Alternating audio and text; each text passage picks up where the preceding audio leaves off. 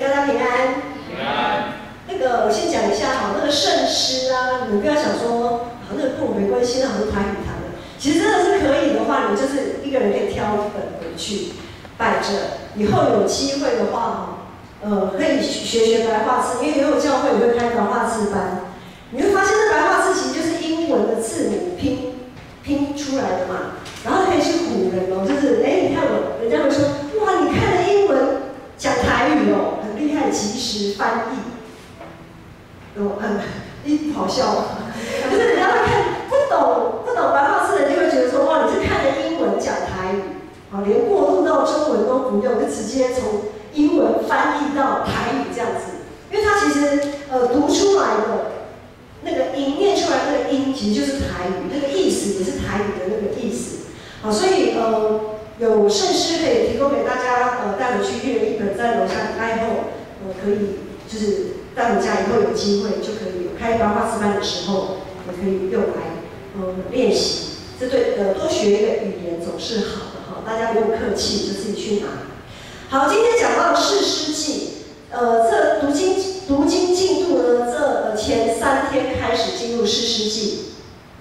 那士师记它在圣经当中的位置，就是创书第0生前面摩西五经，前面你们有圣经可以先翻一下目录，你们可以看一下目录。目录我们会看到旧约圣经，旧约圣经的目录呢，就是创世纪、出埃及记、利未记、民数记、申命记，然后约书亚记我们之前才读过的，现在进入到士师记，会发现约书亚记跟士师记，它其实就是卡在一个前面摩西五经上个礼拜有讲到的，怎么样以色列人怎么样成为一个跟上帝立约的子民，他们要学习一些律例典章，然后呢然后到了约书亚士师记，他们开始进入迦南地，接着到后面就看到撒母耳记上下、列王记上下、历代志上下，就在讲以色列属于他们有一个国王统治他们的这样子的一个情况。好，所以不论是约书亚记，特别是士师记啊，因为约书亚记都在讲他们要进攻迦南开始打仗嘛。然后士师记的情况就是他们该打的仗，主要的战争差不多都打完了，主要都打完了。然后呢，本来他们还没有进迦南之前，就是摩西有没有？摩西是他们的领袖，然后带领了12个支派集体行动，他们要往哪移就往哪移，要怎么去要干什么，就是全部12支派一起行动。可是，一旦进入到迦南地的时候，一开始也是约书亚带着他们南征北讨。当约书亚过世之后，进入士师时代，这个时候呢，每一个支派12个支派分散在迦南地，他们已经不再集中行动了，也就是从原本的集中式的领袖的管理，到迦南地现在就是以分权自治的一个过程。但是这个过程可以想见，在这个转变的过程当中当初不管是摩西也好，约书亚也好，上帝都让以色列百姓非常的清楚他们是多么有力的一个领袖，就是上帝与他们同在，他们也行了很多神迹，对不对？可是好，一旦分散开来，讲难听一点吧，你如果不是这么的被人看重，或者是好像没有什么事情发生在你身上，这个领袖有的时候，人就会想，谁理你呀？你是哪一根葱啊？好像你也不怎么样啊。所以在分权制度上，也不是像我们现在民主制度也是经过了戒严，然后再解严，民主制度也是走得非常的跌跌撞撞，对不对？以台湾的民主宪政发展来说，所以这个转变不是那么容易的事情。所以士师记刚好卡在一个集中管理到分散各地管理的一个过程当中，就好像一根刺一根鱼刺卡在喉咙，上不上下不下。如果有被鱼刺卡过的就知道，那真的是非常的不舒服。被鱼刺插到那个当下，好像脑袋里会有很多想法，要怎么样把这个鱼刺拿出来？直接用手去捞呢，还是有人说什么喝醋啊，还喝什么？你们有没有听过什么偏方？鱼刺卡到喉咙怎么办？吞饭，就大口的饭把它吞下去，就一起拿下去就对了。还有什么方法？有没有人听过的？然后都没有啊，都没有被鱼刺刺过，可以提供一点那个偏方啊。因为如果不小心有人被鱼刺刺到的时候，就可以试看哦。好，所以士师记在这个时代就是一个上下，好像没办法很快的往前，但是也不能后退的这样子一个阶段。好，所以士师记我们再看前3章，士师记的前3章我们反正圣经都已经翻到目录了，我们就往后翻到士师记。士师记我们翻到237页这里，237页，圣经237页，士师记前3章就是从第1章到第2章到第3章的前面第6节的地方，它算是整本士师记的一个概论。牧师刚刚这样讲比较不好，但是至少如果你真的没有办法，或者是你没有想要好好的一章一章这样去读，你至少前面1到3章第6节你要好好的去看它就像是士师记的一个概论，一个序，一个概论。所有发生的事情都可以浓缩在前面的3章6节，就是第1章开始到3章6节。但是不要因为牧师这样讲，然后你说我只要看到3章6节就好，后面就不要管它了。千万不要只是说3章到3章6节前面是一个概论，是一个序，可以让我们对士师记整本士师记有一个粗略的概念。好，上个礼拜谈到以色列的上帝的子民进攻迦南是为着要对上帝对迦南地进行审判的一个工具。那我们千万不要误会不要误会约书亚记也好，或士师记也好，千万不要误会说我们可以把战争合理化。很多时候在我们的宗教上，很多宗教包括基督信仰，基督宗教在历史上也曾经打着圣战的旗号，去掠夺别人的战，去掠夺别人，去侵略别人，去消除异己。要非常知道是说，为什么攻占迦南？为什么迦南文化这么的败坏？牧师举一点就好了。迦南文化他们当时所拜的神明是巴力，这个巴力的一个神。那这个巴力呢，因为他们迦南人他们是务农呢很看重的就是土地能够长出东西，长出农作物嘛，所以生殖力、土地、地利它的生殖力就非常的被看重，大家都很怕饥荒，对不对？好，生殖力被看重，结果迦南文化他们怎么去解读呢？迦南文化他们拜这个巴力的神明，这个巴力的神庙里面就有庙妓。这个庙妓呢，就是提供给前来拜巴力的人呢，做我们讲说提供性服务的，提供性交服务的，就是他们为什么他们要这样？他们透过男女交合的这样子的一个过程，这个好像代表生殖嘛，因为男女一定要交合才能够生孩子，才能怀孕生孩子，所以他们透过这样子的一个概念，表示我交合的越多，代表我的生殖力越旺，也代表呢，象征着我们迦南地的整个农地出产会源源不绝。他们可以这样子解释，光从这一点就可以知道多么的不可思议多么的不可思议。所以他们的道德男女关系非常的沦丧，非常的败坏。他们常常用他们人自己想要的一些东西去解释、去扭曲，然后呢去做一些行为出来。即使迦南文化是这么的不堪，这么的不堪，不只是这个，还有其他很多，就不再列举了。即使迦南文化这么的不堪，其实当这群上帝的子民进入迦南地的时候，该注意的还是自己本身很多时候我们都会很容易看外面的环境发生什么问题，然后开始对这些问题指指点点，指指点点。然后呢，不知不觉我们很容易会被影响。就好像我们如果曾经是家庭的受害者，暴力家暴的受害者，如果我们一不注意，可能当我们长大了，我们就会变成家暴的怎么样加害者。当初我们是受害者，照理讲我们应该不会变成加害者，可是，在这样子的一个过程当中，成长的过程当中，当然，当我们没有意识到其实自己应该要成为一个怎么样的人的时候，我们反而会变成那个家暴的加害者。好，上面的子女也是这样子，他们应该要看重的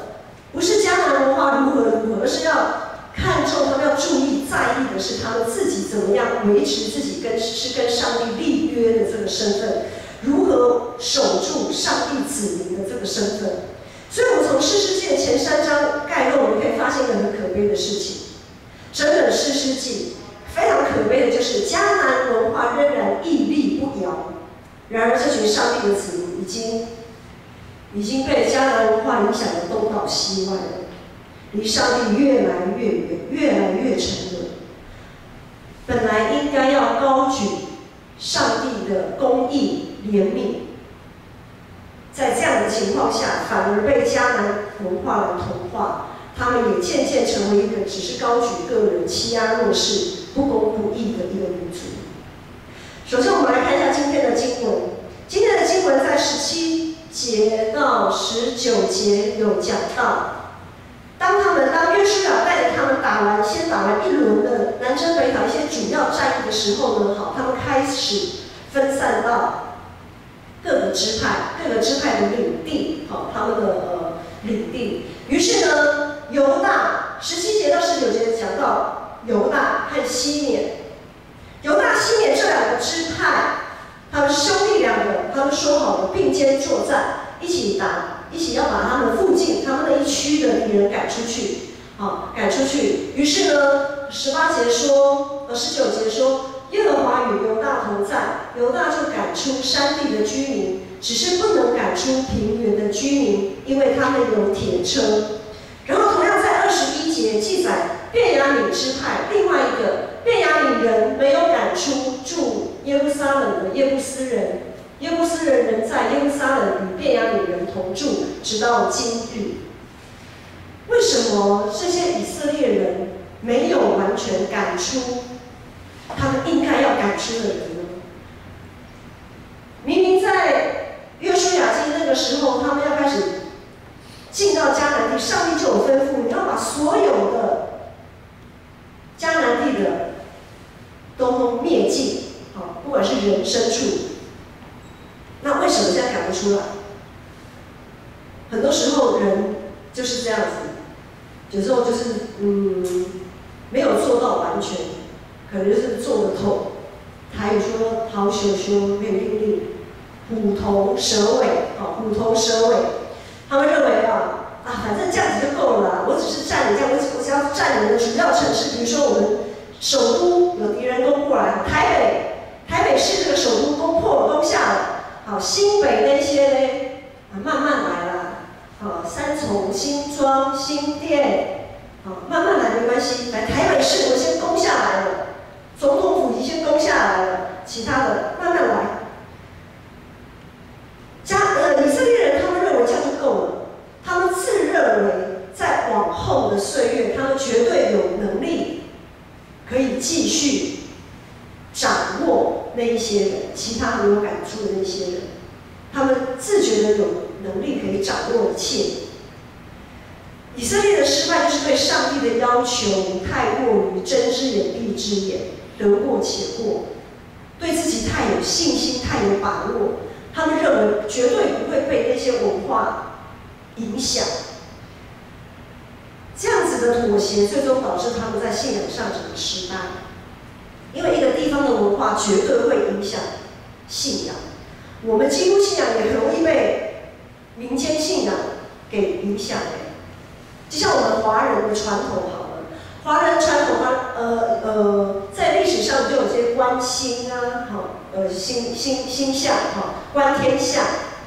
看一些历史剧，古装历史就有个观天象的占卜啊，卜卦啊等等的，然后拜鬼神啊。当然，这一切在一开始一个源头都是为了就是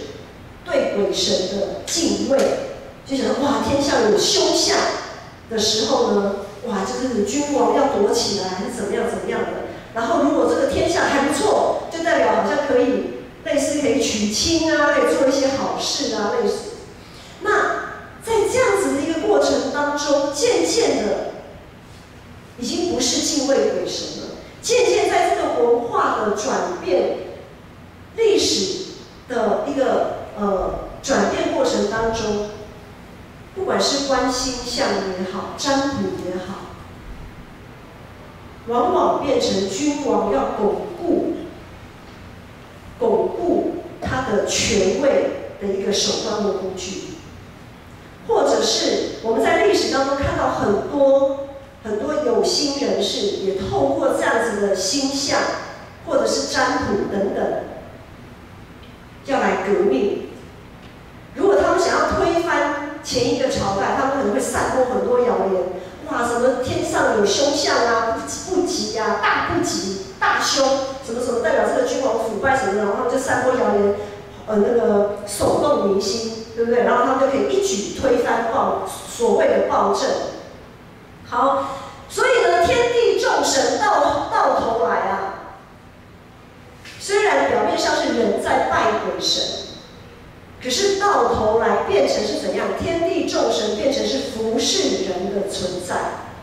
神明是不是灵验？神明是不是有够力？取决于他对于人类可以带来多大的益处。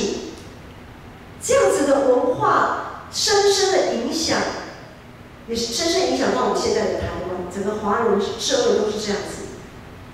这样子的信仰观让我们会变成什么呢？我们在我们的信仰当中，从我们的祷告就可以发现，我们很容易被文化影响。我们常常也会透过祷告想要支配上帝，不知不觉当中，我们会想要用祷告来控制上帝。上帝，我这样祷告，你要跟着我去哦。我已经祷告了，所以你要跟着我去哦，我就要这样做哦。你要跟我背书哦。当上帝不垂听的时候，那就代表上帝根本不给力，干脆不要拜好了。我们要知道，上帝绝对不是为了服侍人而存在的，他反而是被服侍的对象。上帝也绝对不是为了满足人类的欲望而存在的，反而是我们人要去符合、要去满足上帝对圣洁、公义还有怜悯的这个要求。所以我们会发现，在基督信仰当中，除了这个之外，还会让我们常常过不去的是：好啊，我们祷告了，好，我们知道我们要尊主为大，我们要顺服上帝的主权，然后好，上帝不让我这样做，那我就自己调整啊，我尽量自己做自我调整。可是往往让我们很跌倒的是，我调整过了，我也努力过了，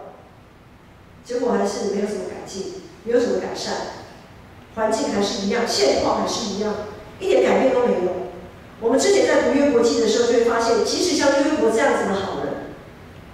他也是遭到这么大的厄运上帝是在干什么？上帝在干嘛？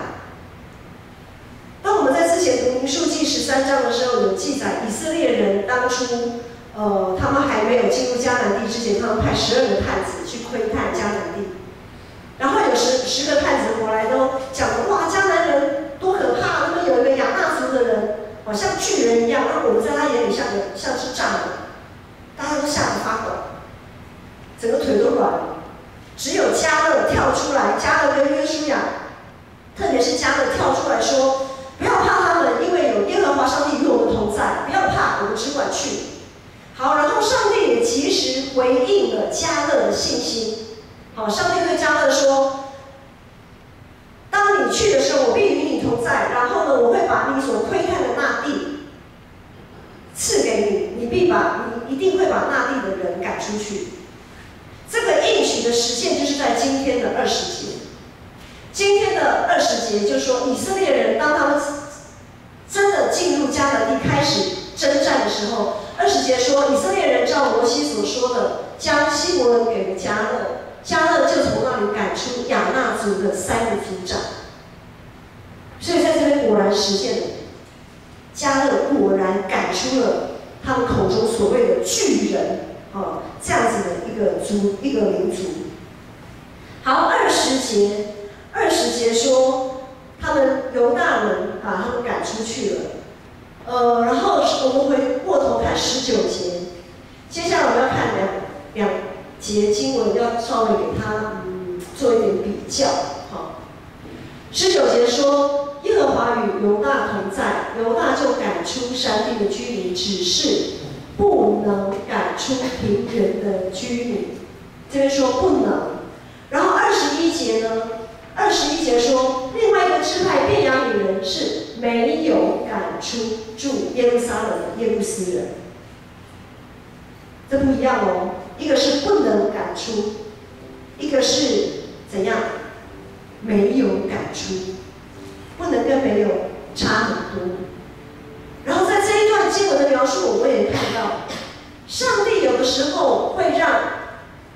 我们赶出某些敌人，但是呢，他会让我们没有办法赶出某些敌人。不能跟没有的差别是，不能是已经试着去做了，我们做了努力，但是结果还是不能。可是没有呢？没有就是放任、放弃、不管，就摆着吧，不用去管它了。所以相较于犹大支派，他已经有尽力、尽量调整自己，也做了他该做的事情，最终他不能赶出敌人。相较于犹大，便雅悯人是完全放任了，试都没有试，还没开始就先认输了，就放弃了。他们的行为还有信心一样的软弱。以迦勒为首的犹大支派显然在信心上更胜一筹啊，因为信心会带出行为，信心会带出行为。很多时候我们不太明白为什么，上帝不让犹大把所有的敌人都赶出去，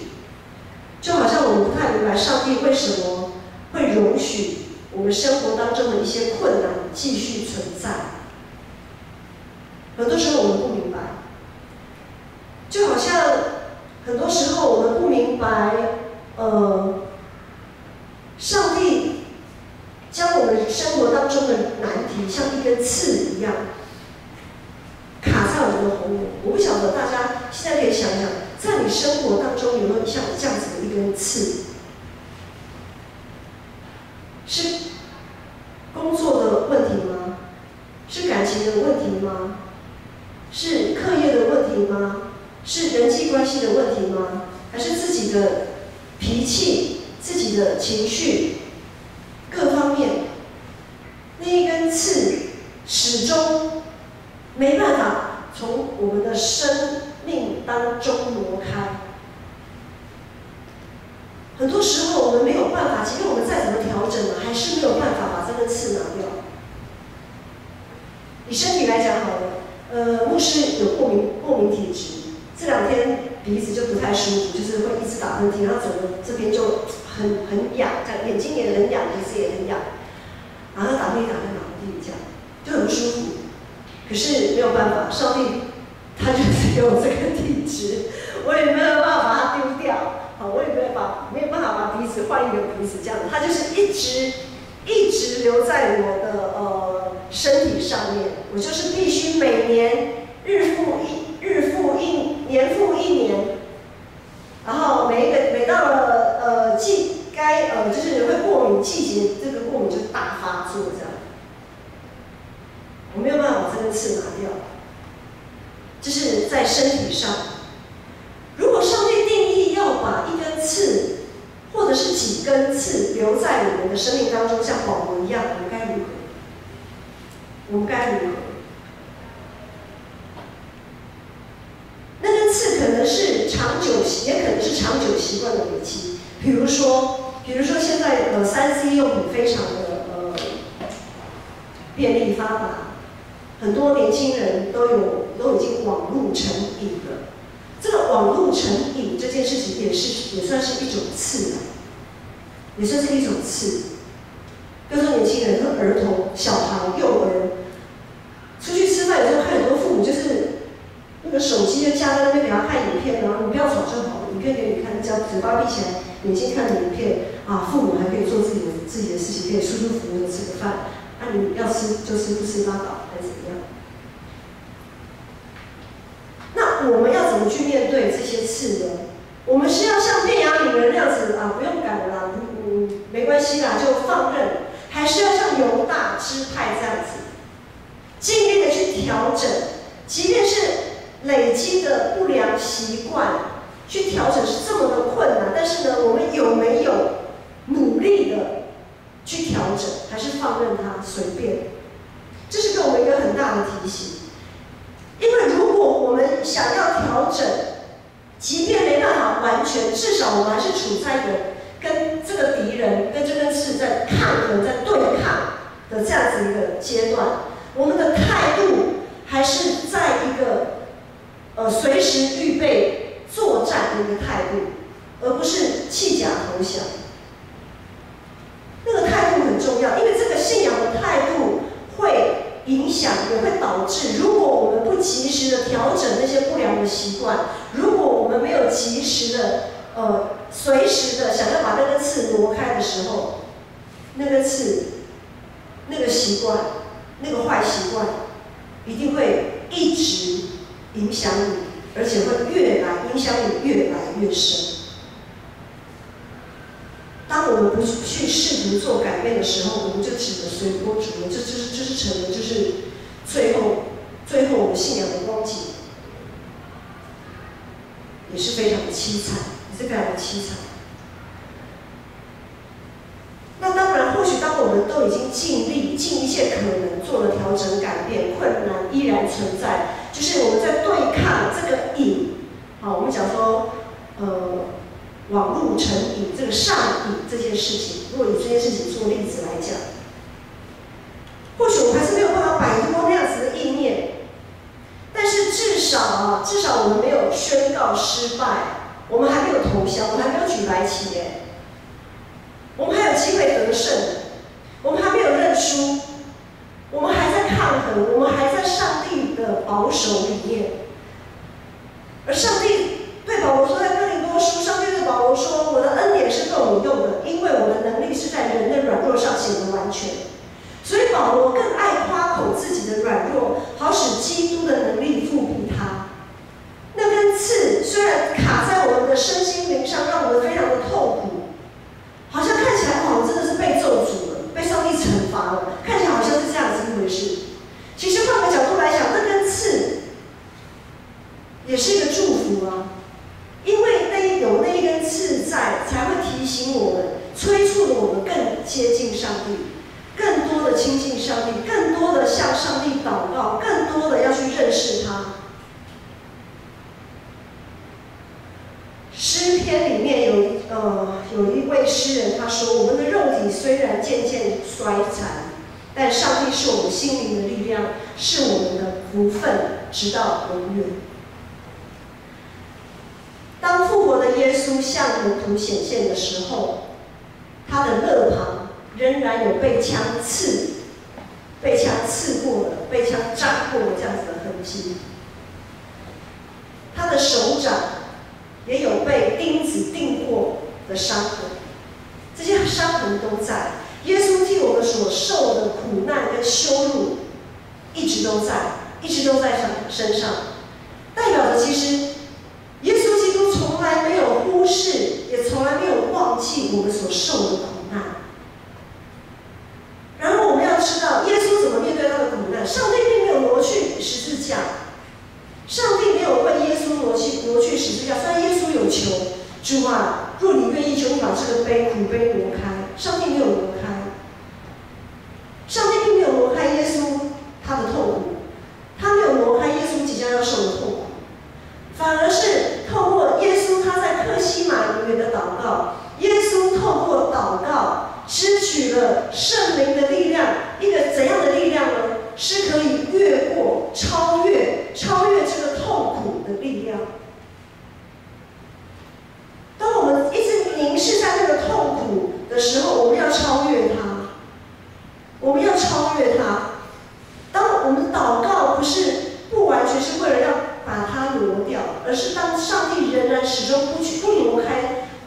时候，我们要怎么去超越它？就是祷告。祷告会赐给我们越过这些苦难的信心跟盼望。最终，耶稣基督就像耶稣基督一样，会胜过死亡的权势。我们在世上所经历的苦难，耶稣都知道。这些苦难，这一些刺，这一些问题，如果是上帝定义要放在我们生命当中，如果我们已经怎么样努力了，还是没有办法有所改变的时候，弟兄姐妹，我们不要放弃。只要我们不认输，只要我们不放弃，上帝也不会放弃我们。只要我们不认输，上帝就会持续在这件事情上面不断的保守我们，给我们力量。最后，我们一起来唱这首诗歌《起初的心》，我们要找回起初爱上帝的心，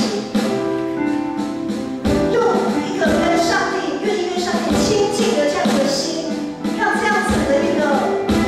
跟上帝的关系来成为我们的力量，可以越过所有的苦难。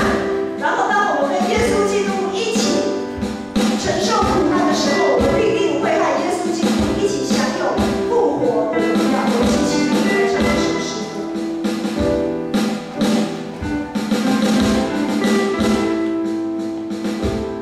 我们要单单仰望，单单仰望我们的主。主，我单单仰望你，不愿在你石榴里，我生长的足迹，因为我有你，我放下我自己，找回起初的心。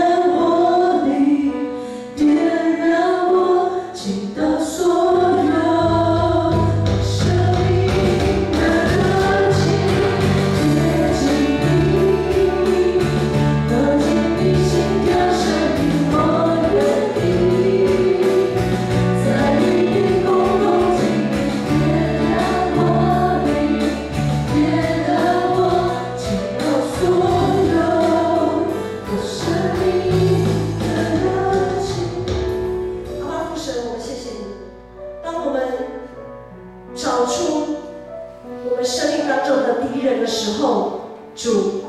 求主你圣灵点燃我们，点燃我们向着主你的热情，好叫我们可以用这样子的热情来面对我们的敌人。主，我们要说，我们绝不退缩，我们绝不让步，我们绝对不认输。主啊，求主你帮助我们，愿主耶稣基督的恩惠、天父上帝的慈爱、圣灵的帮助，